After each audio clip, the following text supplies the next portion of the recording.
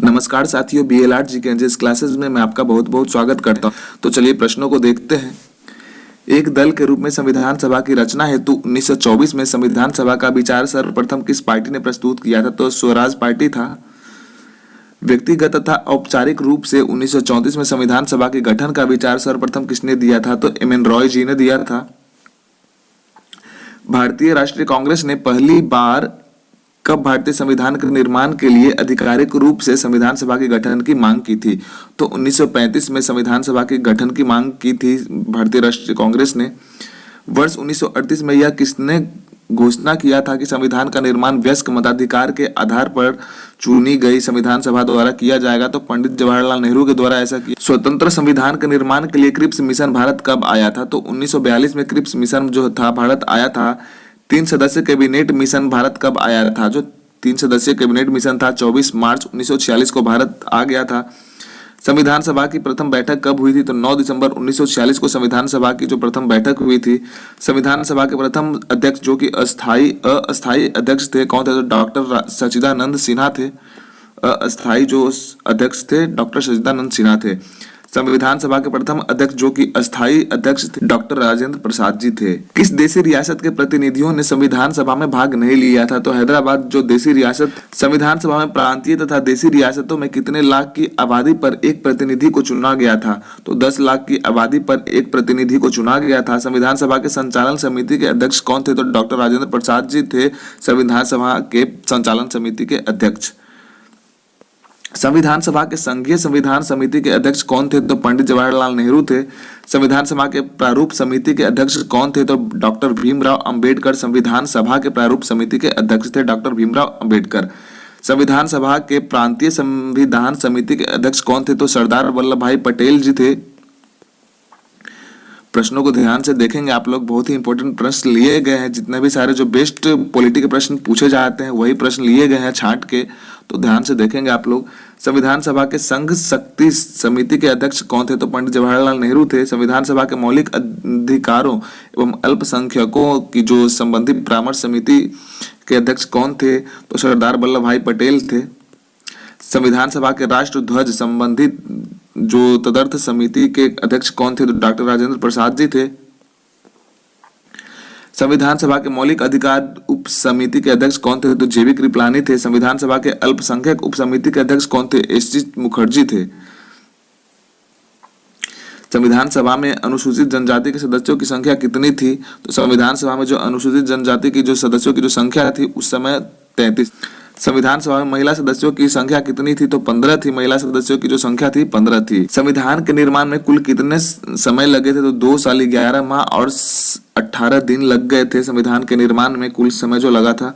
संविधान सभा की कुल कितने बैठकें हुई थी? तो 11 बैठक हुआ था संविधान सभा की। संविधान के निर्माण पर कुल कितने रुपए खर्च हुए थे? तो 64,96,729 रुपए खर्च हुए थे। संविधान सभा के अंतिम बैठक कब हुई थी? 24 जनवरी 1950 को अंतिम बैठक हुई थी संविधान सभा की। संविधान सभा द्वारा किस वर्ष राष्ट्रीय ध्वज को अपनाया गया था? तो 22 जुलाई 1947 को संविधान सभा के द्वारा राष्ट्रीय ध्वज को अपनाया गया था। संविधान सभा द्वारा किस वर्ष राष्ट्रीय गान को अपनाया गया था? 24 जनवरी 1950 को संविधान सभा के द्वारा राष्ट्रीय गान को अपनाया गया था। संविधान सभा द्वारा किस वर्ष राष्ट्रीय गीत को अपनाया गया था? 24 जनवरी 1950 को राष्ट्रीय गीत अपनाया गया था संविधान सभा के द्वारा। भारत राष्ट्रमंडल का सदस्य बना था तो मई 1949 में बन गया था। स्वतंत्र भारत के प्रथम राष्ट्रमंडल तथा विदेशी मामलों के मंत्री कौन थे? तो पंडित जवाहरलाल नेहरू थे। स्वतंत्र भारत के प्रथम सूचना व प्रसारण मंत्री तथा राज्यों के मामलों के मंत्री कौन थे? तो सरदार वल्लभ भाई पटेल थे। स्वतंत्र भारत के प्रथम गृह मंत्री कौन थे? तो स्वतंत्र भारत के जो प्रथम गृह मंत्री थे सरदार वल्लभ भाई पटेल थे। स्वतंत्र भारत के प्रथम खाद्य एवं कृषि मंत्री कौन थे? तो डॉक्टर राजेंद्र प्रसाद जी थे। स्वतंत्र भारत के प्रथम शिक्षा मंत्री मौलाना अबुल कलाम आजाद थे। स्वतंत्र भारत के प्रथम रेलवे एवं परिवहन मंत्री कौन थे? तो डॉक्टर जॉन मथाई जो थे स्वतंत्र भारत के प्रथम रेलवे एवं परिवहन मंत्री थे जॉन मथाई। स्वतंत्र भारत के प्रथम कानून मंत्री कौन थे? तो स्वतंत्र भारत के प्रथम जो कानून मंत्री थे डॉक्टर भीमराव अंबेडकर थे। स्वतंत्र भारत के प्रथम कानून मंत्री कौन थे? तो डॉक्टर भीमराव अंबेडकर कानून मंत्री थे। तो ये दोनों जो प्रश्न है रिपीट हो गया है। स्वतंत्र भारत के प्रथम श्रम मंत्री कौन थे? तो जगजीवन राम जो थे स्वतंत्र भारत के प्रथम श्रम मंत्री थे। स्वतंत्र भारत के प्रथम रक्षा मंत्री कौन थे? तो सरदार बलदेव सिंह जो थे स्वतंत्र भारत के प्रथम रक्षा मंत्री थे सरदार बलदेव सिंह। स्वतंत्र भारत के प्रथम जो स्वास्थ्य मंत्री कौन थे? तो डॉक्टर जो थी राजकुमारी अमृत कौर जो थी स्वतंत्र भारत के प्रथम स्वास्थ्य मंत्री थे। स्वतंत्र भारत के प्रथम वाणिज्य मंत्री कौन थे? तो C.H. भाभा जो थे स्वतंत्र भारत के प्रथम वाणिज्य मंत्री थे। स्वतंत्र भारत के प्रथम जो संचार मंत्री थे वो कौन थे? रफी अहमद जो किदवई थे स्वतंत्र भारत के प्रथम जो थे संचार मंत्री थे। स्वतंत्र भारत के प्रथम वित्त मंत्री कौन थे? R.K. जो षणमुगम शेट्टी जो थे स्वतंत्र भारत के प्रथम वित्त मंत्री थे R.K. षणमुगम शेट्टी। स्वतंत्र भारत के प्रथम खान व ऊर्जा मंत्री कौन थे? तो V.N. गॉडगिल जो थे स्वतंत्र भारत के प्रथम खान व ऊर्जा मंत्री थे। स्वतंत्र भारत के प्रथम उद्योग व आपूर्ति मंत्री कौन थे? तो डॉक्टर श्यामा प्रसाद मुखर्जी जो थे स्वतंत्र भारत के प्रथम उद्योग व आपूर्ति मंत्री थे डॉक्टर श्यामा प्रसाद मुखर्जी। संविधान सभा द्वारा भारतीय संविधान को किस वर्ष पारित किया गया था? 26 नवंबर 1949 को संविधान सभा के द्वारा भारतीय संविधान को पारित किया गया। मूल संविधान में अनुच्छेदों की संख्या कितनी थी? तो 395 जो थी मूल संविधान में। जब संविधान को बनाया जा रहा था उस समय जो टोटल अनुच्छेदों की संख्या थी 395 थी। मूल संविधान में कुल कितने भाग थे? तो 22 भाग थे। मूल संविधान में 22 भाग थे। मूल संविधान में अनुसूचियों की संख्या कितनी? 8 अनुसूची थी उस समय में।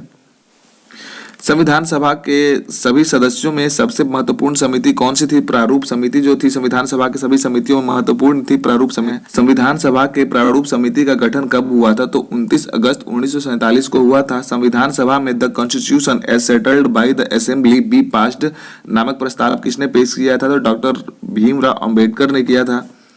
The constitution as settled by the assembly be passed नामक प्रस्ताव किस वर्ष पारित हुआ था? तो 26 नवंबर 1949 को पारित हुआ था और वह किनके द्वारा किया गया था? डॉक्टर भीमराव अंबेडकर जी के द्वारा किया गया था।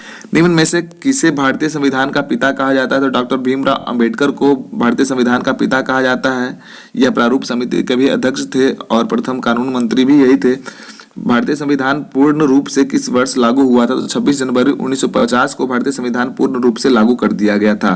संविधान सभा के लिए हुए चुनाव में मुस्लिम लीग ने कितने सीटें जीती? तो 73 सीट मुस्लिम सीटें ने जीत ली थी। 73 सीटें को 296 सीटों पर संविधान सभा के लिए हुए चुनाव में कांग्रेस ने कुल कितने सीटें जीती थी? तो 208 जो सीट था जो कांग्रेस ने जीता था और उसमें 73 जो सीट थी मुस्लिम लीग ने। किस संविधान निर्माता को आधुनिक मनु की संज्ञा दी जाती है? डॉक्टर भीमराव अंबेडकर को संविधान निर्माता का आधुनिक मनु के नाम से जाना जाता है। पहली बार किस दिन पूर्ण स्वराज दिवस मनाया गया था? तो 26 जनवरी 1930 को प्रथम बार जो था पूर्ण स्वराज दिवस मनाया गया था। भारतीय संविधान के शुरुआत के साथ ही किस अधिनियम को समाप्त कर दिया गया? तो भारतीय स्वतंत्रता अधिनियम जो कि 1947 और भारत शासन अधिनियम 1935। किसने प्रारूप समिति को अपवहन समिति कहा था? तो निराजुद्दीन अहमद ने प्रारूप समिति को अपवहन समिति भी कहा था। किसने संविधान सभा को हिंदुओं का निकाय कहा था? तो लॉर्ड विस्काउंट ने कहा था। संविधान सभा ने किस जानवर को प्रतीक जिसे मुहर कहा जाता है के रूप में अपनाया था? तो हाथी को अपनाया था। संविधान सभा के लिए संवैधानिक जो सलाहकार के रूप में किसे नियुक्त किया गया था? Sir B.N. राव को किया गया था। संविधान सभा का सचिव किसे नियुक्त किया गया था? H.V.R. अयंगर को संविधान सभा का सचिव के रूप में नियुक्त किया गया था। संविधान सभा के प्रमुख सुलेखक कौन थे? तो प्रेम बिहारी नारायण रायजादा जो थे संविधान सभा के प्रमुख सुलेखक थे। भारतीय संविधान को किस शैली में लिखा गया है? तो इटैलिक शैली में लिखा गया है। भारतीय संविधान को इटैलिक शैली में लिखा गया है। भारतीय संविधान के मूल संस्करण का सौंदर्यीकरण और सजावट किसके द्वारा किया गया है? तो शांति निकेतन के कलाकारों द्वारा किया गया है, जिनमें मदन लाल बोस तथा व्यूहर्स राम मनोहर सिन्हा शामिल थे। संविधान के हिंदी संस्करण के सुलेखन कौन थे? तो वसंत कृष्ण वैद्य जो थे संविधान सभा के हिंदी संस्करण के सुलेखन थे। मूल संविधान के हिंदी संस्करण का सौंदर्यीकरण और सजावट किसके द्वारा किया गया? तो नंदलाल बोस के द्वारा किया गया था। डोमिनियन विधान मंडल के रूप में संविधान सभा की पहली बैठक कब हुई थी? तो 17 नवंबर 1947 को हुई थी। दोस्त प्रश्न थोड़े टिपिकल जरूर है पर आपके लिए बहुत ही उपयोगी है। ऐसे प्रश्न जो परीक्षाओं में पूछे जाते हैं, तो लाइक और सब्सक्राइब अवश्य करें अगर जो मेरा वीडियो अच्छा लगे तो। डोमिनियन विधान मंडल के रूप में संविधान सभा की पहली जो बैठक थी उनकी अध्यक्षता किसने की? जीवी मावलंकर जी ने किया था। विश्व का सबसे लंबा लिखित संविधान किस देश का है? तो भारत का है। विश्व का सबसे लंबा लिखित संविधान जो है भारत का है। भारतीय संविधान का अधिकांश ढांचा किस अधिनियम से लिया गया है? तो भारत शासन अधिनियम, जो कि 1935 से लिया गया है।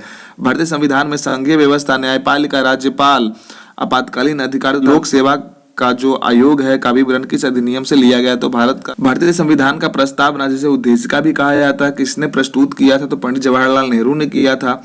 संविधान की कुंजी किसे कहा जाता है? तो संविधान की प्रस्तावना को संविधान की कुंजी कहा जाता है। किस संविधान संशोधन अधिनियम के तहत संविधान में समाजवादी, पंथ निरपेक्ष और राष्ट्र की अखंडता शब्द जोड़े गए हैं? तो 42वें संविधान संशोधन अधिनियम 1976। मौलिक अधिकार संविधान को सर्वोच्चता तथा न्यायपालिका की स्वतंत्रता किस देश के संविधान से लिया गया है? तो अमेरिका के संविधान से लिया गया है। निर्वाचित राष्ट्रपति एवं उस पर महाभियोग, उपराष्ट्रपति, उच्चतम एवं उच्च न्यायालय के न्यायाधीशों की हटाने की जो विधि है किस देश के संविधान से लिया गया है? तो अमेरिका के संविधान से। ये जो सारे हैं अमेरिका के संविधान से लिया गया है। भारतीय संविधान में वित्तीय आपातकाल का प्रावधान किस देश के संविधान से लिया गया है? तो अमेरिका के संविधान से लिया गया है। जो वित्तीय आपातकाल का प्रावधान है अमेरिका के संविधान से लिया गया है। भारत में संसदीय शासन प्रणाली तथा एकल नागरिकता का प्रावधान किस देश से लिया गया है? तो ब्रिटेन के संविधान से लिया गया है। शासन प्रणाली तथा एकल नागरिकता जो है ब्रिटेन के संविधान से लिया गया है। भारतीय संविधान में नीति निर्देशक सिद्धांत किस देश के संविधान से लिया गया है? तो आयरलैंड के संविधान से लिया गया है। नीति निर्देशक दो सिद्धांत है। भारतीय संविधान में राष्ट्रपति द्वारा राज्यसभा में सदस्यों का मनोनयन किस देश के संविधान से लिया गया है? तो आयरलैंड के संविधान से लिया गया है। केंद्र एवं राज्यों के बीच संबंध का प्रावधान किस देश के संविधान से लिया गया है? तो ऑस्ट्रेलिया के संविधान से लिया गया है। केंद्र एवं राज्यों का जो बीच का जो संबंध है ऑस्ट्रेलिया के संविधान से लिया गया है। भारतीय संविधान में प्रस्तावना की भाषा तथा समवर्ती सूची का प्रावधान किस देश के संविधान से लिया गया है? तो ऑस्ट्रेलिया के संविधान से लिया गया है। आपातकाल के दौरान राष्ट्रपति को मौलिक अधिकार संबंधी शक्तियों का जो प्रावधान है किस देश के संविधान से लिया गया? जर्मनी के संविधान से लिया गया है। कौन सा सिद्धांत जो है कौन से देश के संविधान से लिया गया है? ये प्रश्न बहुत ही इंपॉर्टेंट होता है। तो भारतीय संविधान में मौलिक कर्तव्य किस देश के संविधान से लिया गया है? तो रूस के संविधान से मौलिक कर्तव्य को रूस के संविधान से लिया गया है। संघ व राज्यों के बीच शक्तियों का विभाजन का प्रावधान किस देश के संविधान से लिया गया है? तो कनाडा के संविधान से लिया गया है। भारतीय संविधान में संशोधन प्रक्रिया का प्रावधान जो है किस देश के संविधान से लिया गया है? तो दक्षिण अफ्रीका के संविधान से। भारतीय संविधान में संशोधन की जो प्रक्रिया का प्रावधान है दक्षिण अफ्रीका के संविधान से लिया गया। संघ व राज्य तथा केंद्र शासित प्रदेशों का उल्लेख किस अनुसूची में मिलता है? तो पहली अनुसूची में मिलता है। संविधान के किस संशोधन के द्वारा दिल्ली को राष्ट्रीय राजधानी क्षेत्र का दर्जा दिया गया है? तो 69वां संविधान संशोधन जो कि 1991 में हुआ था। भारतीय राज्य व्यवस्था के विभिन्न पदाधिकारियों जैसे राष्ट्रपति, राज्यपाल, राज्यसभा के सभापति और लोकसभा के अध्यक्ष तथा उपाध्यक्ष के वेतन, भत्ते और पेंशन आदि का उल्लेख किस अनुसूची में किया गया है? तो दूसरी अनुसूची में। ये जो सारा जो विवरण है दूसरी अनुसूची में किया गया है। उच्चतम न्यायालयों और उच्च न्यायालय के न्यायाधीश तथा भारत के नियंत्रक महालेखा परीक्षक का वेतन तथा पेंशन का उल्लेख किस अनुसूची में किया गया है? तो दूसरी अनुसूची में किया गया है। शहरी क्षेत्रों की स्थानीय स्वशासन संस्थाओं का कार्य जो है करने का उल्लेख है कौन सी अनुसूची में मिलता है? तो 12वीं अनुसूची में मिलता है। टोटल जो अनुसूची को जो संख्या भी है वो भी 12वीं अनुसूची में कुल कितने विषय प्रदान किए गए हैं? तो 18 विषय प्रदान किए गए हैं 12वीं अनुसूची में। भारतीय संविधान में 12वीं अनुसूची को किस संवैधानिक संशोधन के द्वारा जो है जोड़ा गया था? तो 74वें संविधान संशोधन के द्वारा जोड़ा गया था 12वीं अनुसूची को, जो कि 1993 में हुआ था। भारतीय संविधान में पंचायती राज संस्थाओं को कार्य करने का उल्लेख किस अनुसूची में मिलता है? तो 11वीं अनुसूची में मिलता है। लास्ट प्रश्न है 11वीं अनुसूची में कुल कितने विषय प्रदान किए गए हैं? तो पूरे जो है 29 विषय प्रदान किए गए। 11वीं अनुसूची को भारतीय संविधान में किस संवैधानिक संशोधन के तहत जोड़ा गया है? तो 73वें संवैधानिक संशोधन के द्वारा जोड़ा गया, जो कि 1993 में जोड़ा गया था। टोटल अनुसूचियों की जो संख्या है वो 12 है और संवैधानिक संशोधन का जो प्रावधान लिया गया है वह अनुच्छेद 368 के अंतर्गत किया जाता है। दल बदल से संबंधित प्रावधानों का उल्लेख संविधान के किस अनुसूची में मिलता है? तो 10वीं अनुसूची में मिलता है। दल बदल से संबंधित प्रावधानों का जो उल्लेख है भारतीय संविधान में 10वीं अनुसूची को किस संवैधानिक संशोधन के तहत जोड़ा गया है? तो 52वें संवैधानिक संशोधन जो कि 1985 के तहत जोड़ा गया। भारत के विभिन्न पदाधिकारियों जैसे राष्ट्रपति, उपराष्ट्रपति, मंत्री, उच्चतम एवं उच्च न्यायालय के न्यायाधीश द्वारा ली जाने वाली शपथ का उल्लेख किस अनुसूची में मिलता है? तो तीसरी अनुसूची में मिलता है। इन सबों का जो शपथ का जो प्रावधान है तीसरी अनुसूची में मिलता है। विभिन्न राज्यों तथा केंद्र शासित प्रदेशों के राज्यसभा में प्रतिनिधित्व का विवरण किस अनुसूची में मिलता है? तो चौथी अनुसूची बिल्कुल ही सही जवाब हो जाएगा। बढ़ते हैं अगले नंबर क्वेश्चन की ओर। केंद्र व राज्य के बीच शक्तियों के बंटवारों का उल्लेख किस अनुसूची में किया गया है? तो सातवीं अनुसूची में केंद्र व राज्यों के बीच का जो बंटवारा है सातवीं अनुसूची में किया गया है। संघ सूची, राज्य सूची तथा संवर्धित सूची को किस अनुसूची के अंतर्गत रखा गया है? तो सातवीं अनुसूची के अंतर्गत संघ सूची, राज्य सूची और संवर्धित सूची को रखा गया है। वर्तमान में संघ सूची में कितने विषय हैं? तो इसका जो जवाब है 100 बिल्कुल ही सही जवाब हो जाएगा। और संविधान जब लागू किया जा रहा था तो जो विषय का जो संख्या था वह 97 था, बढ़कर 100 कर दिया गया है करंट में। वर्तमान में राज्य सूची में कितने विषय हैं? तो 61 बिल्कुल ही सही जवाब हो जाएगा। जब संविधान को लागू किया जा रहा था तो उस समय 66 था। संविधान के लागू होने के समय संवर्धित सूची में कितने विषय थे? तो 47 बिल्कुल ही सही जवाब हो जाएगा। और अभी बढ़ाकर 52 कर दिया गया है। किस सूची में दिए गए विषय पर सिर्फ केंद्र सरकार कानून बना सकती है? तो संघ सूची बिल्कुल इसका सही जवाब हो जाएगा। संघ सूची, संघ सूची पर केवल सरकार कानून बना सकता है।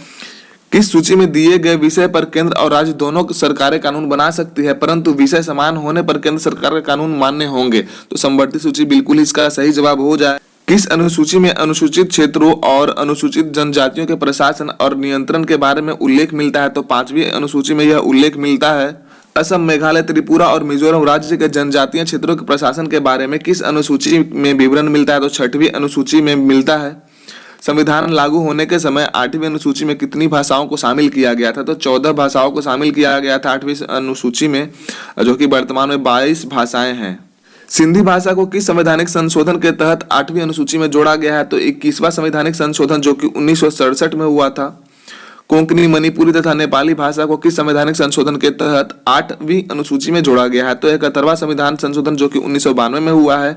कोंकणी, मणिपुरी तथा नेपाली भाषा को संवैधानिक संशोधन में जोड़ा गया है। मैथिली, संथाली, डोगरी तथा बोडो भाषा को किस संवैधानिक संशोधन के तहत 8वीं अनुसूची में जोड़ा गया है? तो 92वां संविधान संशोधन, जो कि 2003 में हुआ है। मैथिली, संथाली, डोगरी तथा बोडो भाषा को संवैधानिक संशोधन के द्वारा 8वीं अनुसूची में जोड़ा गया। भारतीय संविधान में 9वीं अनुसूची को किस संवैधानिक संशोधन के तहत जोड़ा गया? तो प्रथम संवैधानिक संशोधन, जो वर्तमान में 9वीं अनुसूची में कुल कितने अधिनियम है? तो 284 अधिनियम है 9वीं अनुसूची में। राज्य द्वारा संपत्तियों के अधिग्रहण की विधियों का उल्लेख किस अनुसूची में किया गया है? तो 9वीं अनुसूची बिल्कुल ही सही जवाब हो जाएगा। स्वतंत्र भारत में भाषा के आधार पर गठित होने वाला पहला जो राज्य है कौन सा था? तो आंध्र प्रदेश बिल्कुल ही सही जवाब हो जाएगा। इसका गठन 1 अक्टूबर 1953 को हुआ था। संविधान सभा के अध्यक्ष डॉक्टर राजेंद्र प्रसाद ने भाषा के आधार पर राज्यों के पुनर्गठन के लिए किसकी अध्यक्षता में 4 सदस्यीय आयोग की नियुक्ति की थी? तो एस.के. धर की अध्यक्षता में की थी। 1953 में गठित राज्य पुनर्गठन आयोग के अध्यक्ष कौन थे? तो फैजल अली थे। भारत में क्षेत्रीय परिषद का गठन किसके द्वारा किया जाता है? तो राष्ट्रपति जी के द्वारा किया जाता है। दोस्त, आप सबों के लिए लगातार मेहनत किया जा रहा है, तो लाइक और सब्सक्राइब अवश्य करें, वीडियो को शेयर भी करें। राष्ट्रपति द्वारा गठित क्षेत्रीय परिषद का अध्यक्ष कौन होता है? तो केंद्रीय गृह मंत्री और राष्ट्रपति द्वारा मनोनीत कोई भी केंद्रीय मंत्री।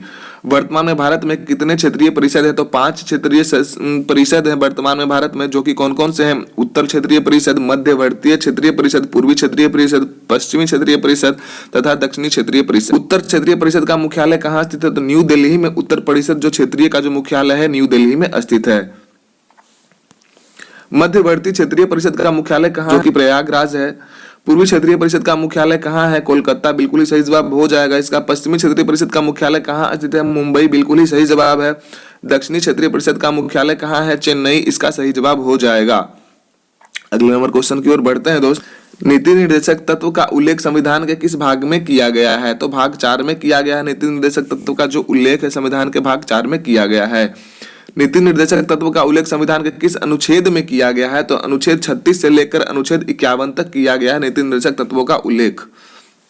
मौलिक अधिकार का उल्लेख संविधान के किस भाग में किया गया है? तो भाग 3 में मौलिक अधिकार का जो उल्लेख संविधान के भाग 3 में किया गया है। ध्यान से देखेंगे आप लोग, प्रश्न बहुत ही उपयोगी है, बहुत अच्छे प्रश्न लिए गए जो कि बिल्कुल छाटे हुए हैं, एग्जाम में आए हुए प्रश्न है। मौलिक अधिकार का उल्लेख संविधान के किस अनुच्छेद में लिया गया है? तो अनुच्छेद 12 से लेकर अनुच्छेद 35 तक मौलिक अधिकार का उल्लेख लिया गया है।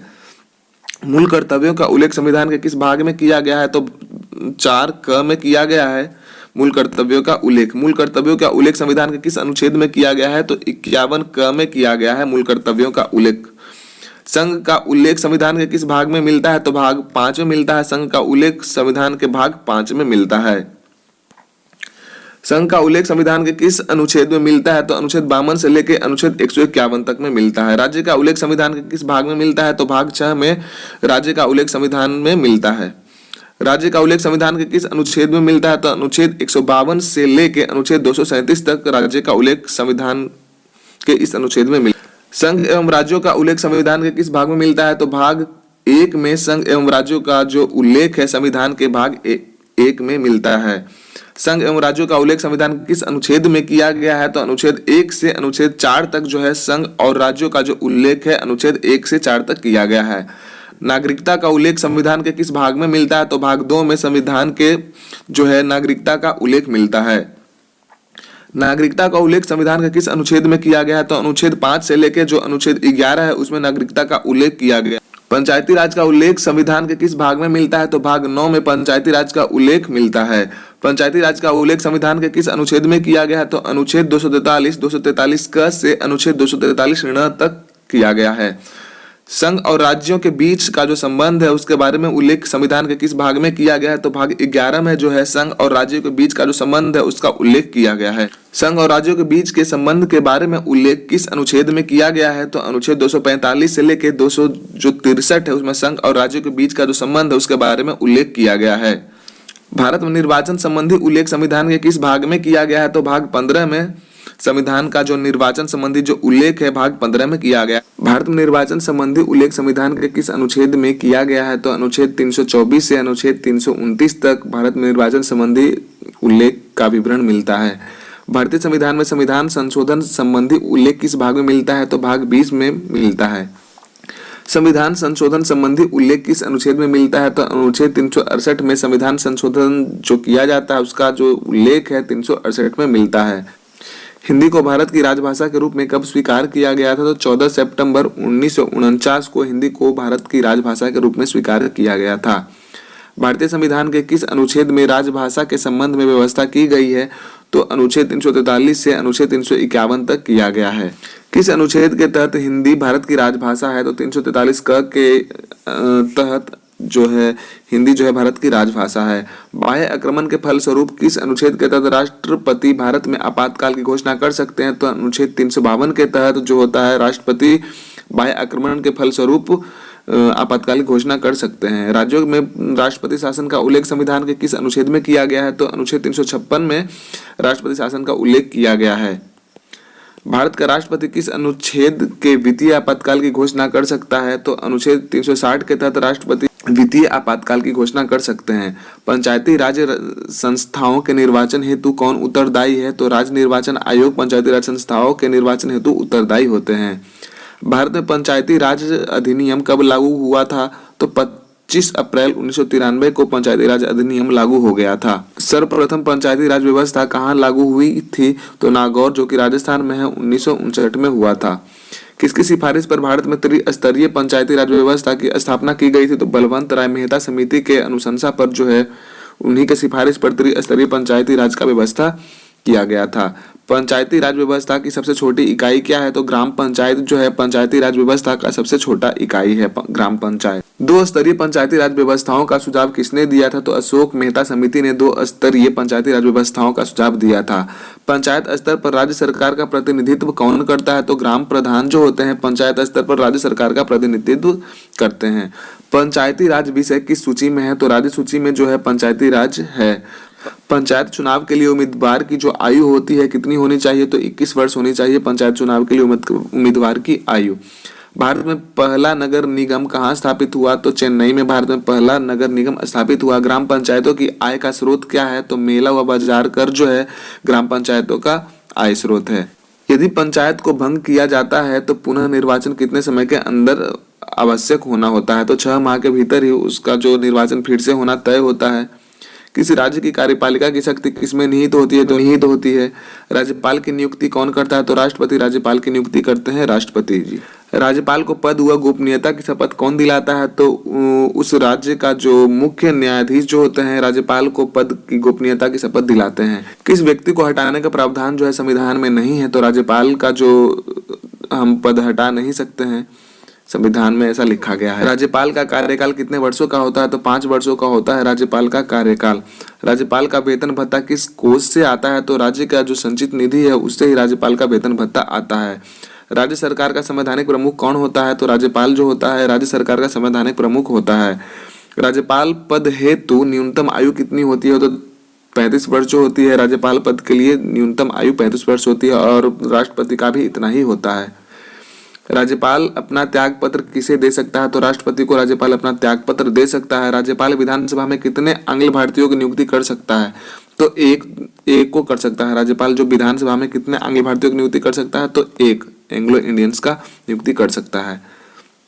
राज्यपाल सोने के पिंजरे में निवास करने वाली चिड़िया के समान है, ये वाक्य किसने कहा था? तो सरोजनी नायडू ने ऐसा कहा था कि जो राज्यपाल होते हैं सोने के पिंजरे में निवास करने वाली चिड़िया के समान होते हैं। किसकी अनुमति के बिना राज्य की विधानसभा में कोई धन विधेयक पास नहीं हो सकता? तो राज्यपाल के अनुमति के बिना ऐसा नहीं हो सकता है। दोस्त, आप सबों के लिए लगातार मेहनत किया जा रहा है, तो लाइक और सब्सक्राइब अवश्य करें, अपने दोस्तों के साथ में शेयर भी करें। राज्य सरकार को कौन भंग कर सकता है? तो राज्यपाल की सिफारिश पर राष्ट्रपति भंग कर सकते हैं राज्य सरकार को। भारत के किस उच्च न्यायालय में न्यायाधीशों की संख्या सबसे कम है? तो सिक्किम उच्च न्यायालय में जो न्यायाधीशों की संख्या सबसे कम है। भारत के किस न्यायालय में न्यायाधीशों की संख्या जो होती है सबसे अधिक होती है? तो इलाहाबाद उच्च न्यायालय में जो न्यायाधीशों की संख्या सबसे ज्यादा होती है। उच्च न्यायालय के क्षेत्राधिकार को हटाने या बढ़ाने का अधिकार किसके पास होता है? तो भारतीय संसद के पास ये अधिकार होता है। क्षेत्राधिकार को घटाने या बढ़ाने का जो अधिकार होता है। उच्च न्यायालय के न्यायाधीशों की नियुक्ति कौन करता है? तो राष्ट्रपति करते हैं। उच्च न्यायालय के न्यायाधीशों की सेवानिवृत्ति आयु कितनी होती है? तो 62 वर्ष होती है। किसी भी उच्च न्यायालय में प्रथम महिला मुख्य न्यायाधीश कौन थी? तो लीला सेठ जो थी प्रथम मुख्य न्यायाधीश थी। भारतीय संविधान के किस अनुच्छेद के अनुसार प्रत्येक राज्य का एक उच्च न्यायालय होगा? तो अनुच्छेद 214 के अनुसार प्रत्येक राज्य का एक उच्च न्यायालय होगा। उच्च न्यायालय के न्यायाधीशों को उसके पद व गोपनीयता की शपथ कौन दिलाता है? तो उस राज्य का जो राज्यपाल होता है न्यायाधीश को उसके पद और गोपनीयता के शपथ दिलवाते हैं। वर्तमान में भारत में कितने उच्च न्यायालय हैं? तो 25 उच्च न्यायालय हैं। भारत में वर्तमान 25 उच्च न्यायालय हैं। इससे पहले 24 था, एक बढ़ा के 25 कर दिया गया है। भारत का 25वां उच्च न्यायालय कौन सा है? तो आंध्र प्रदेश जो उच्च न्यायालय है भारत का 25वां और नवनिर्मित उच्च न्यायालय। किसी राज्य के उच्च न्यायालय की न्यायाधीशों के जो वेतन एवं भत्ते का जो संबंध किससे होता है? संबंधित राज्य की लोक लेखा निधि से होता है। भारतीय संविधान का संरक्षक व व्याख्याकार कौन होता है? तो सर्वोच्च न्यायालय होता है। उच्चतम न्यायालय का गठन संबंधी प्रावधान संविधान के किस अनुच्छेद में किया गया? तो अनुच्छेद 124 में किया गया। किस अधिनियम के अंतर्गत सर्वोच्च न्यायालय की स्थापना की गई थी? तो रेगुलेटिंग एक्ट 1773 के तहत ऐसा किया गया था। संविधान में मूल रूप से सर्वोच्च न्यायालय में एक मुख्य न्यायाधीश सहित कितने न्यायाधीशों की व्यवस्था की गई है? तो 8 न्यायाधीशों की व्यवस्था की गई है। संविधान में मूल रूप से सर्वोच्च न्यायालय में एक मुख्य न्यायाधीश सहित कितने न्यायाधीशों की व्यवस्था की गई थी? तो 8 न्यायाधीशों की व्यवस्था की गई थी। वर्तमान में सर्वोच्च न्यायालय में मुख्य न्यायाधीश सहित न्यायाधीशों की कुल संख्या कितनी है? तो 34 है। उच्चतम न्यायालय में न्यायाधीशों की संख्या में वृद्धि करने का अधिकार किसको है? तो संसद को प्राप्त है। उच्चतम न्यायालय में जो न्यायाधीशों की संख्या का वृद्धि करने का जो अधिकार प्राप्त है संसद को प्राप्त है। सर्वोच्च न्यायालय के न्यायाधीशों की नियुक्ति कौन करता है? तो राष्ट्रपति करते हैं। सर्वोच्च न्यायालय के जो न्यायाधीशों की जो नियुक्ति होती है राष्ट्रपति जी करते हैं। उच्चतम न्यायालय के न्यायाधीशों की जो सेवानिवृत्ति की जो आयु है कितनी है? तो 65 वर्ष। सर्वोच्च न्यायालय के न्यायाधीश को उसके पद से कैसे हटाया जा सकता है? तो महाभियोग लगाता है। भारत के प्रथम मुख्य न्यायाधीश कौन थे? तो जो हरिलाल जे कानिया जो थे, HJ कानिया हम कह सकते हैं इन्हें। जनहित याचिका कहाँ दायर की जा सकती है? तो सर्वोच्च न्यायालय में जनहित याचिका दायर की जा सकती है। सर्वोच्च न्यायालय का मुख्य न्यायाधीश कौन हो सकता है? जिसने कम से कम 10 वर्ष उच्च न्यायालय में वकालत की हो या वह 5 वर्ष किसी उच्च न्यायालय में न्यायाधीश रहा हो, वही सर्वोच्च न्यायालय का मुख्य न्यायाधीश बनने का अधिकारी होता है। मौलिक अधिकारों की रक्षा जो होता है कौन करता है? तो सर्वोच्च न्यायालय जो होता है मौलिक अधिकार का रक्षक होता है। निर्वाचक आयोग का गठन कौन करता है? तो राष्ट्रपति निर्वाचक आयोग का जो गठन करते हैं, निर्वाचन आयोग का गठन राष्ट्रपति जी करते हैं।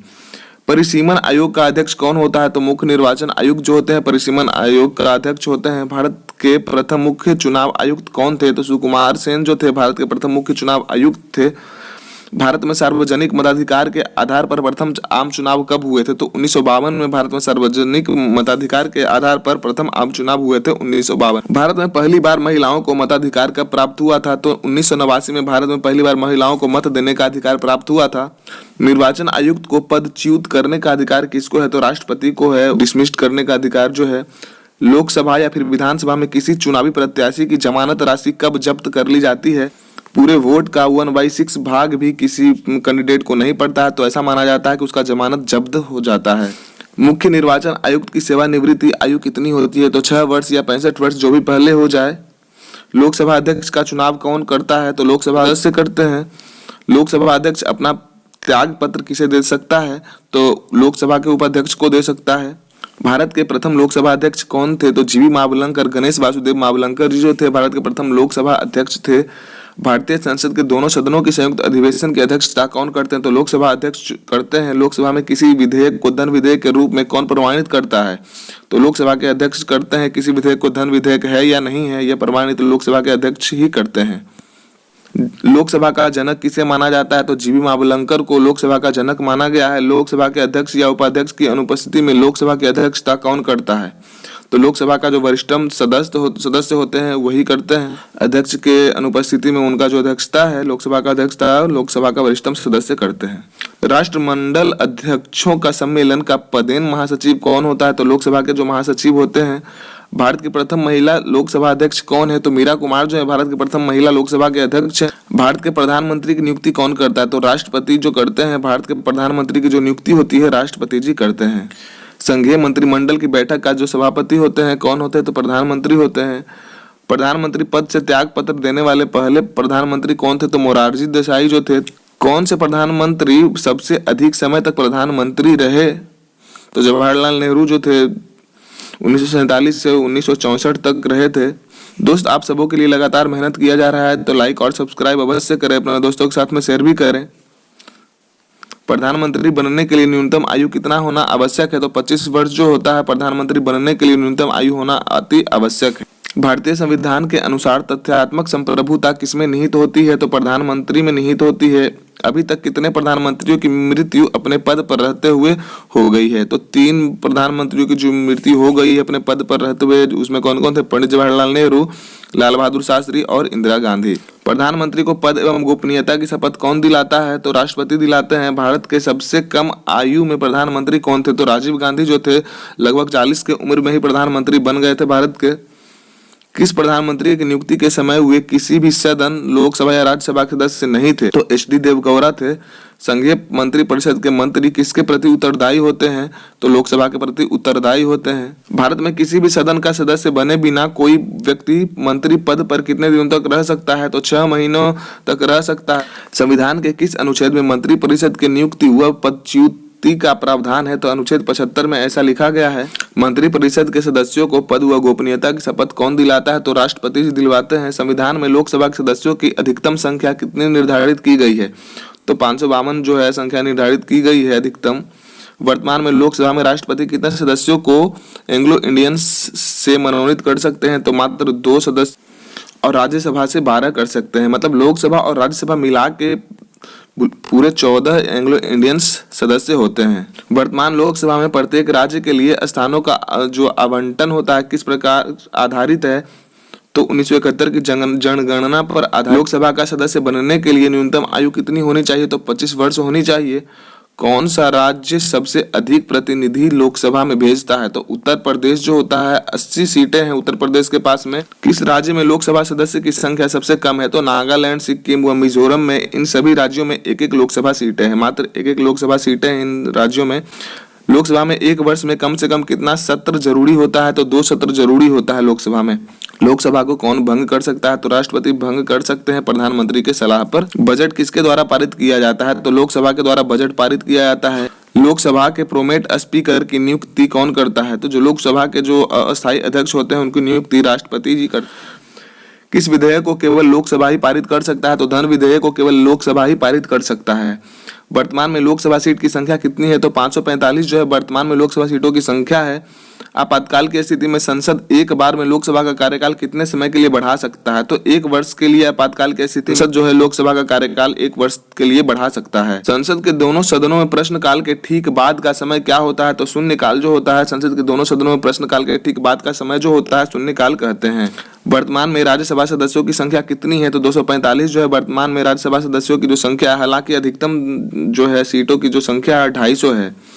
राज्यसभा के लिए प्रत्येक राज्य के प्रतिनिधियों का चुनाव कौन करता है? तो विधानसभा के निर्वाचित जो सदस्य होते हैं। राज्यसभा सदस्यों का कार्यकाल कितने वर्षों का होता है? तो 6 वर्षों के लिए होता है।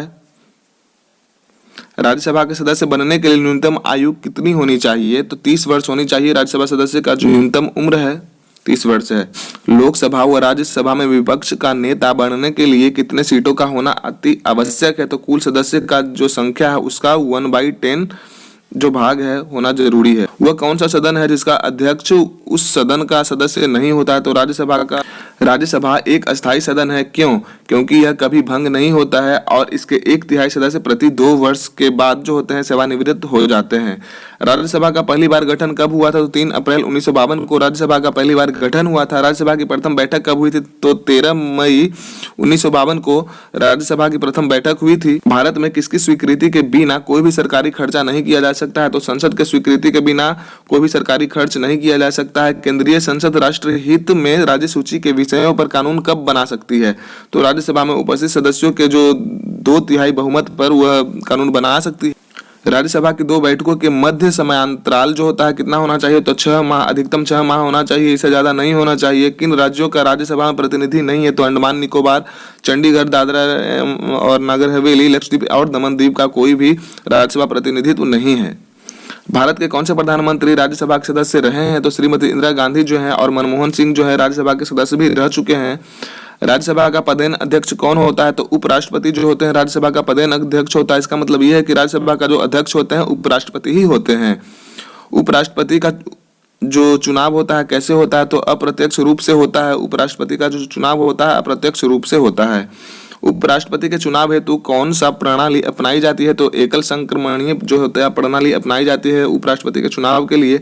भारत के उपराष्ट्रपति का चुनाव कौन करता है? तो संसद के जो दोनों सदन होते हैं वही भारत के उपराष्ट्रपति का चुनाव कर लेते हैं। कार्यकाल समाप्त होने के पहले उपराष्ट्रपति को हटाने का अधिकार किसको प्राप्त है? तो संसद को प्राप्त। किस सदन में उपराष्ट्रपति को पदच्युत करने का प्रस्ताव रखा जाता है? तो राज्यसभा में रखा जाता है प्रस्ताव।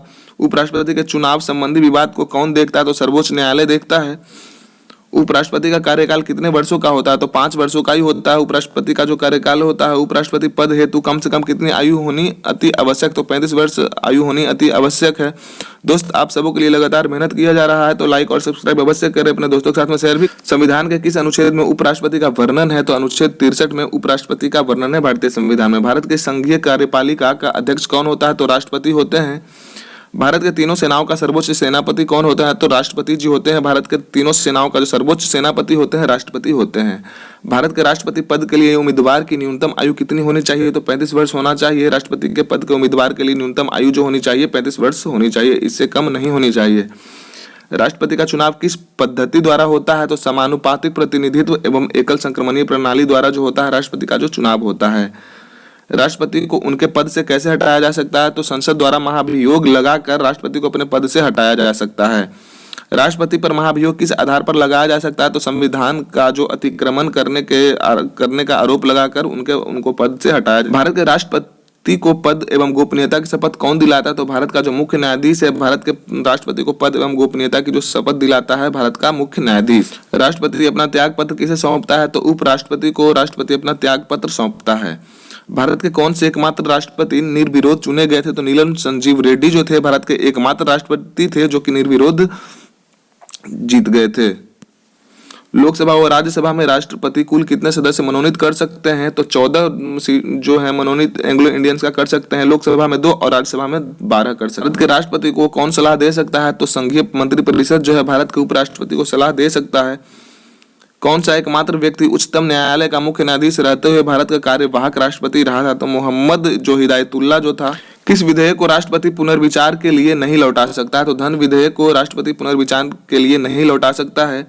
युद्ध अथवा बाहरी आक्रमण की स्थिति में आक्रमणकारी के विरुद्ध युद्ध की घोषणा कौन कर सकता है? तो राष्ट्रपति कर सकते हैं। भारत के राष्ट्रपति व उपराष्ट्रपति की अनुपस्थिति में कार्यभार कौन ग्रहण करेगा? तो सर्वोच्च न्यायालय का मुख्य न्यायाधीश। भारत के राष्ट्रपति और उपराष्ट्रपति दोनों अगर जो अनुपस्थित रहे तो उनके गैर मौजूदगी में उनका जो कार्यभार है सर्वोच्च न्यायालय का मुख्य न्यायाधीश संभाल सकते हैं। भारत का राष्ट्रपति किसके द्वारा चुना जाता है? सांसदों व विधानसभा के सदस्यों द्वारा भारत का राष्ट्रपति को चुना जाता है। भारत का कौन सा व्यक्ति लगातार 2 बार राष्ट्रपति बना था? तो डॉक्टर राजेंद्र प्रसाद जी वैसे व्यक्ति थे जो कि 2 बार लगातार राष्ट्रपति बने थे। किसी भौगोलिक क्षेत्र को अनुसूचित क्षेत्र घोषित करने का अधिकार किसको प्राप्त है? तो राष्ट्रपति को प्राप्त है। किसी राज्य में राष्ट्रपति शासन कितने समय तक अधिकतम लगाया जा सकता है? तो 3 वर्षों के लिए लगाया जा सकता है। भारतीय संविधान के अनुसार भारत का राष्ट्रपति राज्य का क्या होता है? तो राज्य का संवैधानिक अध्यक्ष होते हैं। राष्ट्रपति पद रिक्त होने पर कितने समय में भरना अति आवश्यक होता है? तो 6 माह ही हम इसे रिक्त रह सकते हैं, उसके बाद भरना जरूरी हो जाता है। राष्ट्रपति किस सूची के विषय पर अध्यादेश जारी कर सकता है? तो संघ व समवर्ती सूची के आधार। भारत की संघीय व्यवस्थापिका को किस नाम से जाना जाता है? तो संसद के नाम से जाना जाता है भारत के संघीय व्यवस्थापिका को। भारतीय संसद का निर्माण कैसे होता है?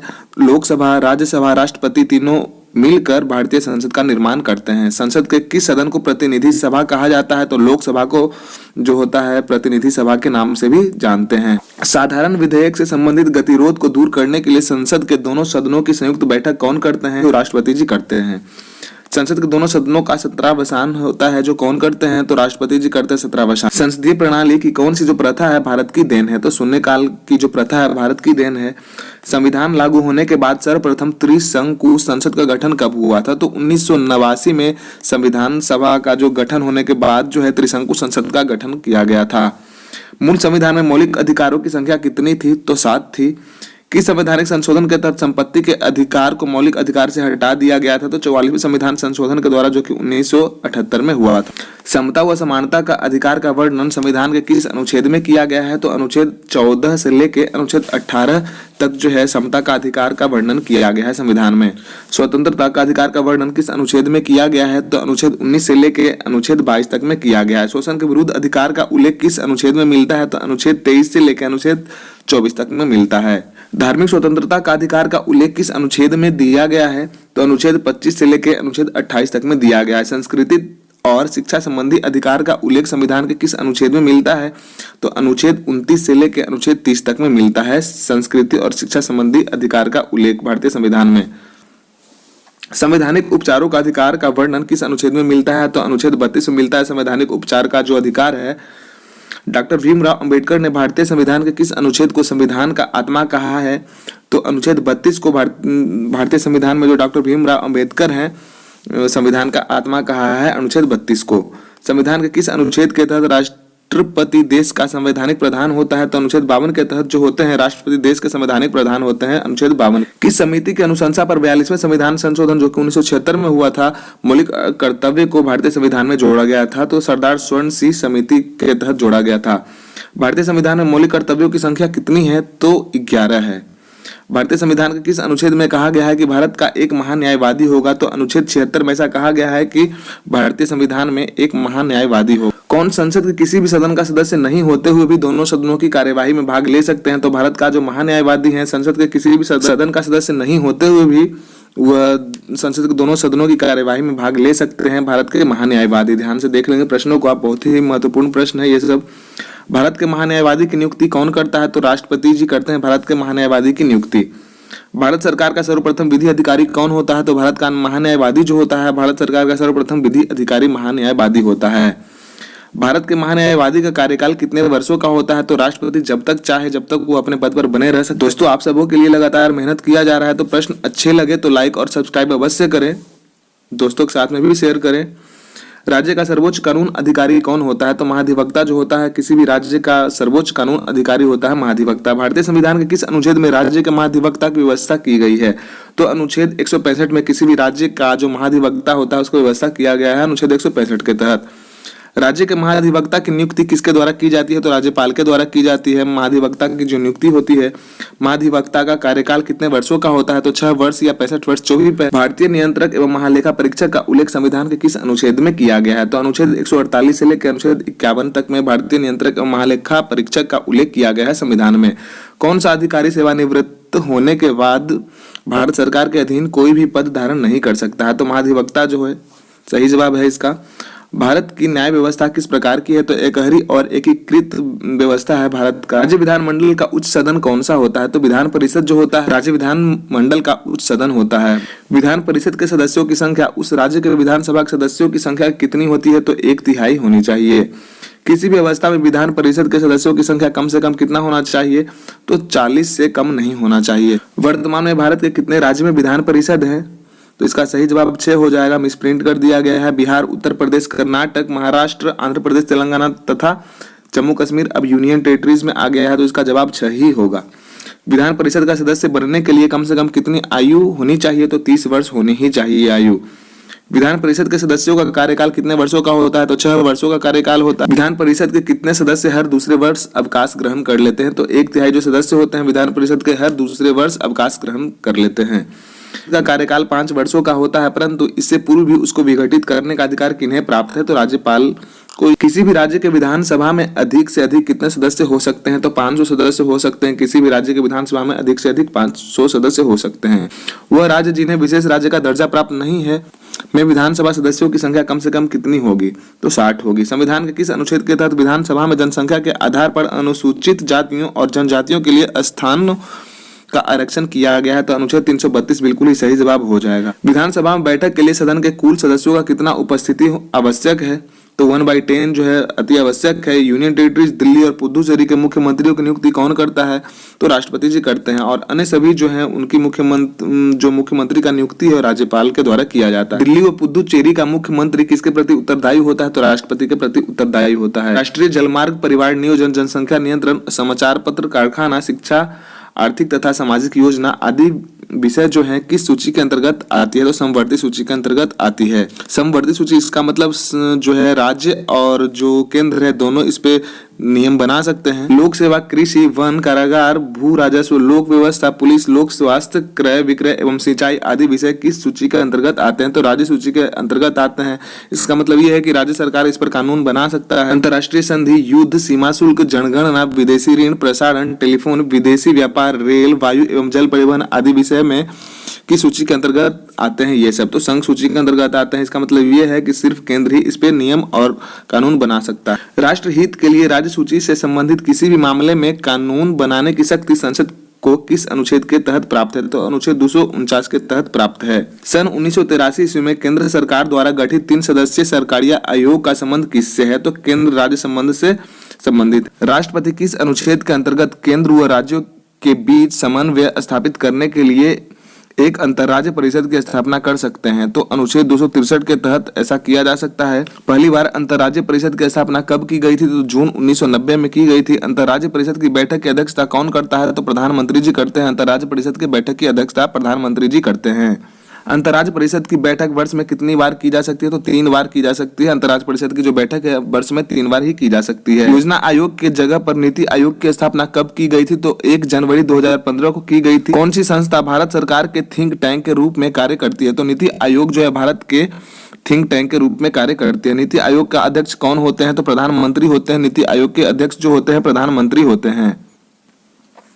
योजना आयोग के निर्माण में राज्यों की जो भागीदारी होती है के लिए राष्ट्रीय विकास परिषद का गठन कब हुआ था? तो 6 अगस्त 1952। राष्ट्रीय विकास परिषद का गठन हुआ था 6 अगस्त 1952 को।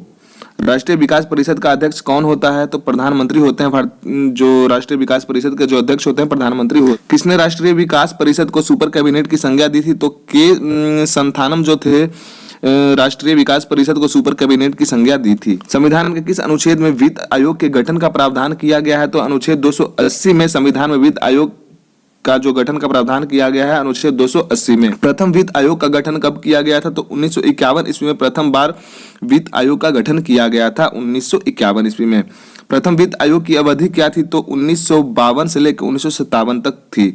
प्रथम वित्त आयोग के अध्यक्ष कौन थे? तो केसी नियोगी जो थे प्रथम वित्त आयोग के अध्यक्ष थे, केसी नियोगी। दूसरा वित्त आयोग का गठन कब हुआ था? तो 1956 ईस्वी में दूसरा वित्त आयोग का गठन हुआ था। दूसरे वित्त आयोग की अवधि क्या थी? तो 1957 से लेकर 1962 तक थी। दूसरे वित्त आयोग के अध्यक्ष कौन थे? तो के संथानम जो थे दूसरे वित्त आयोग के अध्यक्ष थे।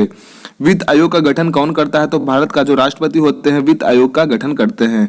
14वें वित्त आयोग का गठन कब किया गया था? तो 2013 में 14वें वित्त आयोग का गठन किया गया। 14वें वित्त आयोग की अवधि क्या थी? 2015 से 20 तक थी 14वें वित्त आयोग का जो अवधि थी। 14वें वित्त आयोग के अध्यक्ष कौन थे? तो वाई वी रेड्डी जो थे 14वें वित्त आयोग के अध्यक्ष थे। तीसरे वित्त आयोग के अध्यक्ष कौन थे? तो ए के नंदा जो थे तीसरे वित्त आयोग के अध्यक्ष। चौथे वित्त आयोग की अवधि क्या थी? तो 1966 से 1969 जो थी चौथा वित्त आयोग का अवधि था। चौथे वित्त आयोग के अध्यक्ष कौन थे? तो डॉक्टर पीवी राजमन्नार जो थे चौथे वित्त आयोग के अध्यक्ष थे। पांचवें वित्त आयोग की अवधि कितनी थी? तो 1969 से लेकर 74 तक थी। पांचवें वित्त आयोग के अध्यक्ष कौन थे? तो महावीर त्यागी थे। छठे वित्त आयोग की अवधि क्या थी? तो 1974 से लेकर 1979 थी। छठे वित्त आयोग के अध्यक्ष कौन थे? तो पी ब्रह्मानंद रेड्डी थे। सातवें वित्त आयोग की अवधि क्या थी? तो 1979 से लेकर 1984 थी सातवें वित्त आयोग की अवधि। आठवें वित्त आयोग की अवधि क्या थी? 1985 से लेकर 1989 थी। आठवें वित्त आयोग के अध्यक्ष कौन थे? तो वाईपी चौहान थे। नौवें वित्त आयोग की अवधि क्या थी? 1989 से लेकर 1995 थी। नौवें वित्त आयोग के अध्यक्ष कौन थे? तो एन के पी साल्वे थे जो थे नौवें वित्त आयोग के अध्यक्ष थे।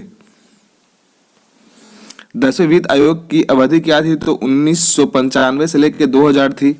10वें वित्त आयोग के अध्यक्ष कौन थे? तो केसी पंत जो थे 10वें वित्त आयोग के अध्यक्ष थे। 11वें वित्त आयोग की अवधि क्या थी? 2000 से लेकर 2005 थी। 11वें वित्त आयोग के अध्यक्ष कौन थे? तो प्रोफेसर एम खुसरो थे। 12वें वित्त आयोग की अवधि क्या थी? 2005 से लेकर 2010 थी। 12वें वित्त आयोग के अध्यक्ष कौन थे? तो डॉक्टर सी रंगराजन थे। 13वें वित्त आयोग की अवधि क्या थी? 2010 से लेकर 2015 थी। 13वें वित्त आयोग के अध्यक्ष कौन थे? डॉक्टर विजय एल केलकर थे। संघ लोक सेवा आयोग का गठन कब किया गया था? तो 1926 में किया गया था संघ लोक सेवा आयोग का गठन। संघ लोक सेवा आयोग के अध्यक्ष तथा सदस्यों की नियुक्ति कौन करता है? तो राष्ट्रपति करते हैं। संघ लोक सेवा आयोग के अध्यक्ष तथा सदस्य का जो कार्यकाल होता है कितने वर्षों का होता है? तो 6 वर्ष या 65 वर्ष जो भी पहले हो जाए।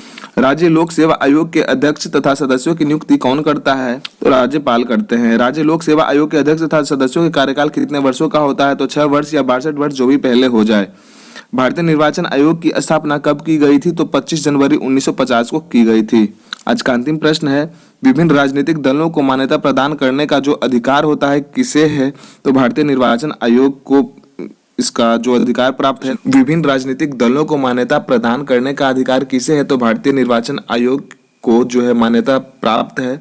इलेक्ट्रॉनिक वोटिंग मशीन का प्रयोग सर्वप्रथम किस राज्य के विधानसभा चुनाव में किया गया था? तो केरल में किया गया था जो कि 1982 ईस्वी में किया गया था। ईवीएम इलेक्ट्रॉनिक वोटिंग मशीन कह सकते हैं हम इन्हें। भारत के मुख्य निर्वाचन आयुक्त का पद किसके बराबर होता है? तो सुप्रीम कोर्ट का जो मुख्य न्यायाधीश होते हैं उनके बराबर में होता है भारत के मुख्य निर्वाचन आयुक्त का पद। ऑल इंडिया फॉरवर्ड ब्लॉक की स्थापना किसने की थी? सुभाष चंद्र बोस जी ने ऑल इंडिया फॉरवर्ड ब्लॉक की स्थापना की थी।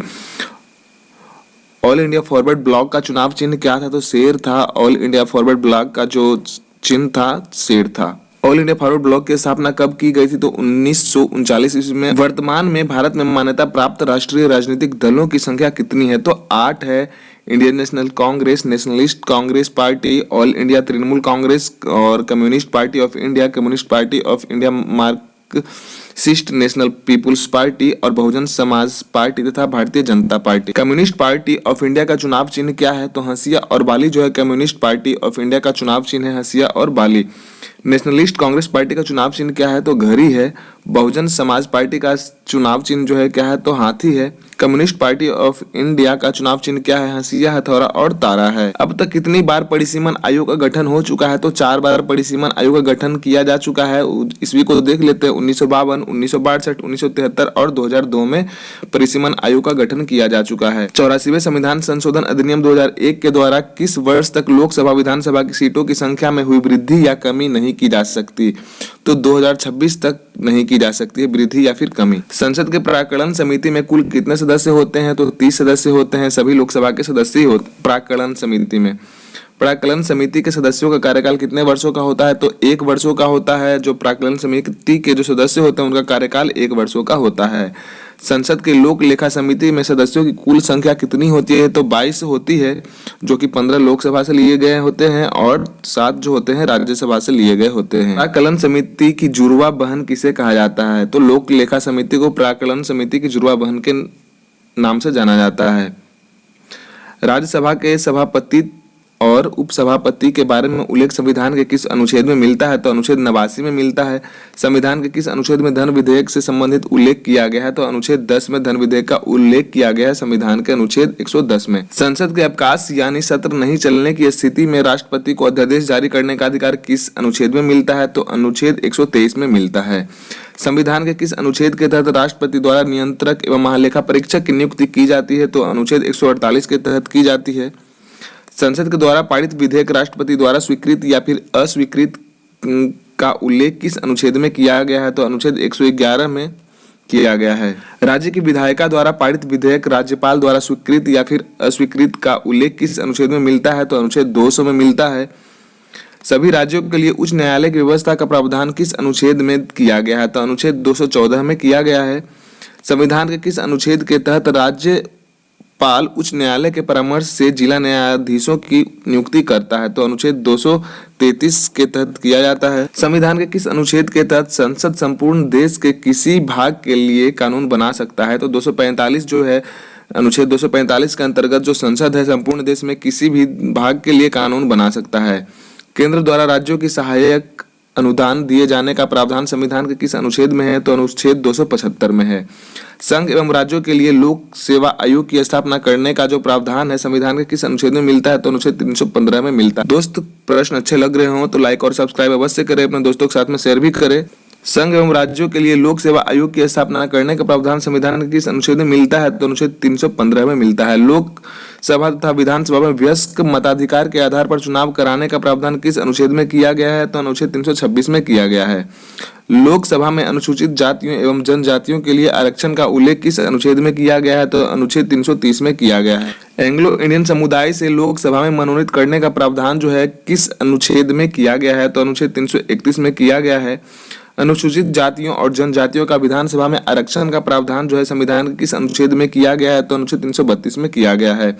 एंग्लो इंडियन समुदाय के लोगों का विधानसभा में मनोनयन का प्रावधान किस अनुच्छेद में है? तो 333 में है। अनुसूचित जातियों और जनजातियों और पिछड़ा वर्ग के लिए विभिन्न सेवाओं में पदों पर आरक्षण का प्रावधान संविधान के किस अनुच्छेद में है? तो 335 में है।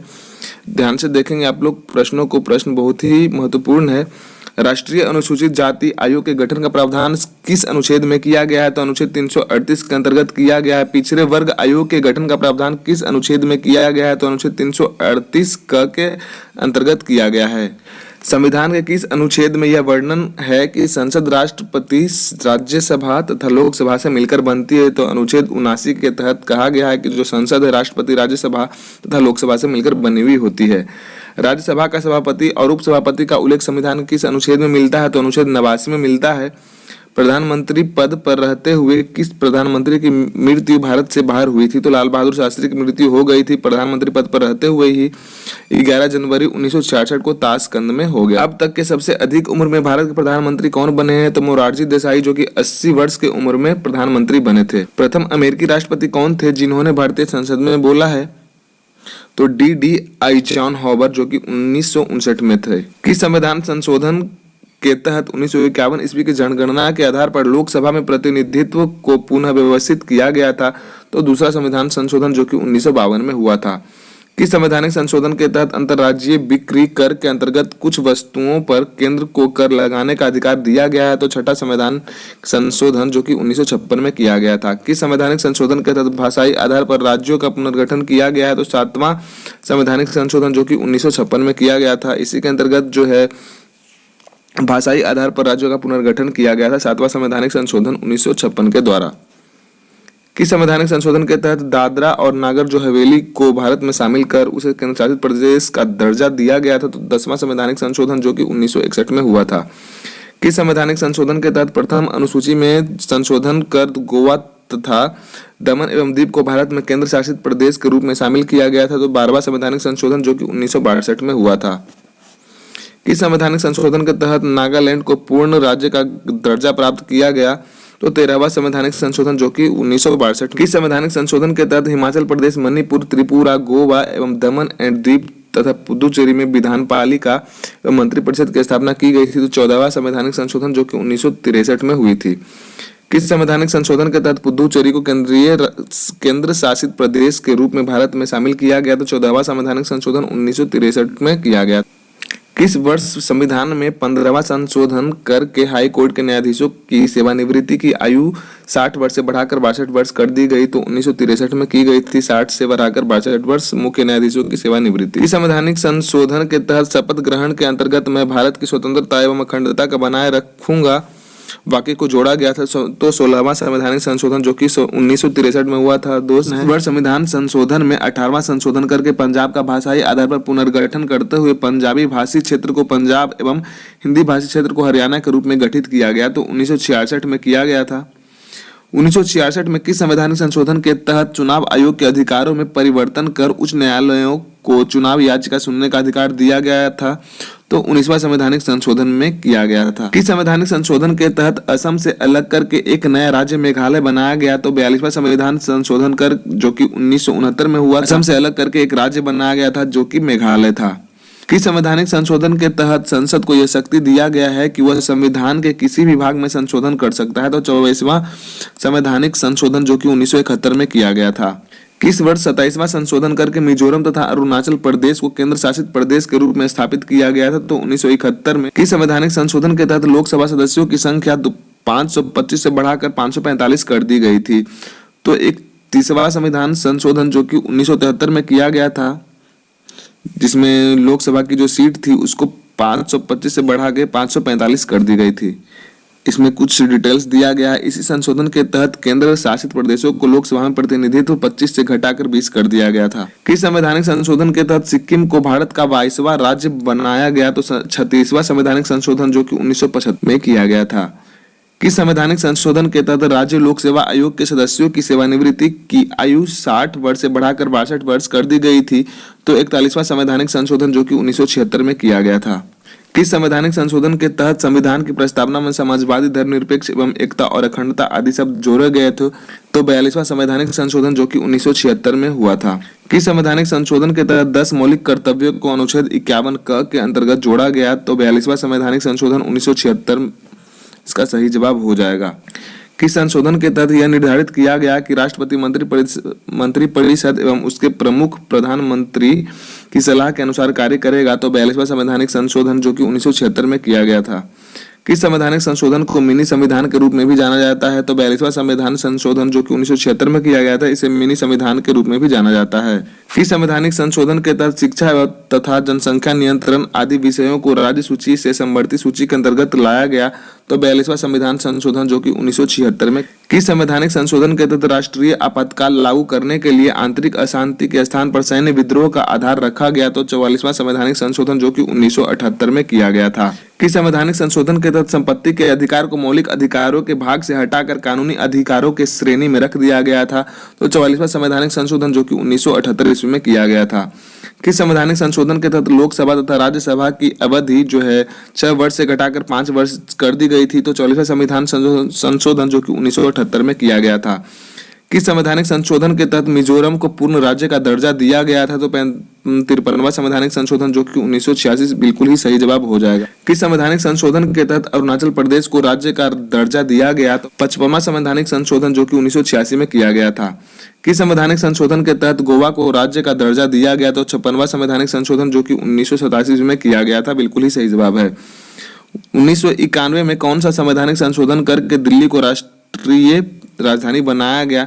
तो 69वां संवैधानिक संशोधन जो कि बिल्कुल ही सही जवाब है। किस संवैधानिक संशोधन के तहत सरकारी सेवाओं में अनुसूचित जाति व जनजाति के अभ्यर्थियों के लिए पदोन्नति में आरक्षण की व्यवस्था की गई है? तो 85वां संवैधानिक संशोधन जो कि 2001 में किया गया था। किस संवैधानिक संशोधन के तहत 6 से 14 वर्ष के बच्चों के लिए अनिवार्य एवं निःशुल्क शिक्षा को मौलिक अधिकार के रूप में प्रावधान किया गया है? तो 86वां संवैधानिक संशोधन जो कि 2002 में किया गया था। बहुत ही अच्छे प्रश्न हैं, इन्हें आप लोग रट जाएं। किस वर्ष 88वां संशोधन कर के सेवाओं पर कर का प्रावधान किया गया? तो 2003 में किया गया था। किस संवैधानिक संशोधन के तहत केंद्र तथा राज्य में मंत्रिपरिषद का सदस्य संख्या क्रमशः लोकसभा तथा विधानसभा के सदस्यों की संख्या का 15% किया गया? 91वां संवैधानिक संशोधन, जो कि 2003 में किया गया था। 99वां संवैधानिक संशोधन कब किया गया? तो 2014 में। इस संशोधन के तहत राष्ट्रीय न्यायिक नियुक्ति आयोग की स्थापना का प्रावधान किया गया है। दोस्त, अगर प्रश्न अच्छे लग रहे हो तो लाइक और सब्सक्राइब अवश्य करें, दोस्तों के साथ में शेयर भी करें। किस संवैधानिक संशोधन के तहत 2015 में भारत बांग्लादेश भूमि हस्तांतरण का प्रावधान किया गया है? तो 100वां संवैधानिक संशोधन के तहत किया गया है। इसके बारे में कुछ डिटेल्स में दिया गया है, तो देख लेते हैं। ब्रिटिश ईस्ट इंडिया कंपनी के शासन को अपने अनुकूल बनाए रखने के लिए अंग्रेजों ने समय समय पर कई एक्ट पारित किए, जो कि आगे चलकर भारतीय संविधान का विकास की सीढ़ी बना। कंपनी शासन काल में रेगुलेटिंग एक्ट कब पारित हुआ था? तो 1773 ईस्वी में रेगुलेटिंग एक्ट पारित हुआ था। 1773 ईस्वी के रेगुलेटिंग एक्ट के तहत 1774 में कहां पर प्रथम उच्चतम न्यायालय की स्थापना की गई थी? तो कोलकाता में की गई थी। 1774 में कोलकाता में स्थापित उच्चतम न्यायालय के प्रथम मुख्य न्यायाधीश कौन थे? तो सर एलिजा इम्पे थे। किस एक्ट के तहत ब्रिटिश ईस्ट इंडिया कंपनी के कर्मचारियों को निजी व्यापार करने और भारतीय लोगों से उपहार व रिश्वत लेना प्रतिबंध कर दिया गया था? तो 1773 ईस्वी के रेगुलेटिंग एक्ट में बंद कर दिया गया था। रेगुलेटिंग एक्ट की कमियों को दूर करने के लिए किस एक्ट का प्रावधान किया गया? तो एक्ट ऑफ सेटलमेंट, जो कि 1781 ईस्वी में किया गया था। पिट्स इंडिया एक्ट कब पारित किया गया था? तो 1784 में पिट्स इंडिया एक्ट पारित किया गया था। कंपनी शासन काल में किस एक्ट के द्वारा दोहरे प्रशासन की प्रक्रिया प्रारंभ की गई थी? तो पिट्स इंडिया एक्ट के तहत दोहरे शासन की जो प्रशासन की प्रक्रिया प्रारंभ की गई थी। किस अधिनियम के तहत ईस्ट इंडिया कंपनी के व्यापारिक अधिकार पूर्णतः समाप्त कर दिए गए थे? तो 1883 ईस्वी के जो चार्टर अधिनियम थे। किस चार्टर अधिनियम के तहत बंगाल के गवर्नर जनरल को भारत का गवर्नर जनरल कहा जाने लगा? तो 1883 ईस्वी के चार्टर अधिनियम के तहत जो बंगाल के गवर्नर जनरल थे, उन्हें भारत का गवर्नर जनरल कहा जाने लगा। किस अधिनियम के तहत 1843 ईस्वी में दास प्रथा को पूर्ण रूप से समाप्त कर दिया गया था? तो 1833 ईस्वी के चार्टर अधिनियम दास प्रथा को पूर्ण रूप से खत्म कर दिया गया था। कंपनी शासन काल में किस अधिनियम के तहत भारत में मंत्री पद की व्यवस्था की गई थी? तो 1858 ईस्वी का भारत शासन अधिनियम के तहत जो है मंत्री पद की व्यवस्था की गई थी। किस अधिनियम के तहत भारत का शासन कंपनी से लेकर ब्रिटिश सरकार को सौंप दिया गया था? तो 1858 ईस्वी के भारत शासन अधिनियम के तहत। माउंटेग्यू चेम्सफोर्ड सुधार अधिनियम कब लागू किया गया था? तो 1919 में माउंटेग्यू चेम्सफोर्ड जो सुधार अधिनियम पारित किया गया था। अंग्रेजी शासन काल में किस अधिनियम के तहत भारत में पहली बार महिलाओं को वोट देने का अधिकार मिला? तो माउंटेग्यू चेम्सफोर्ड सुधार अधिनियम, जो कि 1919 में किया गया था, इसमें महिलाओं को वोट देने का अधिकार मिला था। किस अधिनियम को मॉर्ले मिंटो सुधार अधिनियम के नाम से भी जाना जाता है? 1909 ईस्वी का भारत परिषद अधिनियम। ब्रिटिश काल में किस अधिनियम के तहत मुस्लिम सदस्यों का चुनाव सिर्फ मुस्लिम मतदाता ही कर सकते थे? तो 1909 ईस्वी का भारत परिषद अधिनियम के तहत। ब्रिटिश संसद में किस वर्ष भारतीय स्वतंत्रता अधिनियम प्रस्तावित किया गया? तो 4 जुलाई 1947 को किया गया था। किस अधिनियम के तहत भारत से अलग करके पाकिस्तान का निर्माण हुआ? तो भारतीय स्वतंत्रता अधिनियम 1947 बिल्कुल ही सही जवाब है। पहला निवारक निरोध अधिनियम किस वर्ष पारित किया गया था? तो 26 फरवरी 1950 को किया गया था। विदेशी मुद्रा संरक्षण व तस्करी निरोध अधिनियम किस वर्ष पारित किया गया था? तो 1971 में पारित किया गया था। प्रेस की स्वतंत्रता का वर्णन किस अनुच्छेद में मिलता है? तो अनुच्छेद 19 क में मिलता है। संविधान के किस अनुच्छेद में यह प्रावधान है कि धर्म, मूल, वंश, जाति, लिंग एवं जन्म स्थान या आदि के आधार पर नागरिकों के प्रति जीवन के किसी भी क्षेत्र में भेदभाव नहीं किया जाएगा? तो अनुच्छेद 15 में ऐसा कहा गया था। भारतीय संविधान के किस अनुच्छेद में अस्पृश्यता, जिसे हम छुआछूत कहते हैं, के उन्मूलन का उल्लेख है? तो अनुच्छेद 17 बिल्कुल ही सही जवाब हो जाएगा। भारतीय संविधान में भारत रत्न, पद्म भूषण, पद्म विभूषण, पद्मश्री, परमवीर चक्र आदि पुरस्कार दिए जाने का प्रावधान किस अनुच्छेद में मिलता है? तो अनुच्छेद 18 बिल्कुल ही सही जवाब है। भारतीय संविधान के किस भाग में भारत के राज्य क्षेत्र के भीतर व्यापार वाणिज्य समागम का उल्लेख है? तो भाग 13 में है। भारतीय संविधान के किस भाग में अनुसूचित जनजाति क्षेत्र का उल्लेख किया गया है? तो भाग 4 में अनुसूचित जनजातीय क्षेत्र का उल्लेख किया गया है। तो आज के लिए सिर्फ इतना ही क्वेश्चन था दोस्त, फिर मिलेंगे अगले वीडियो में। धन्यवाद, जय हिंद।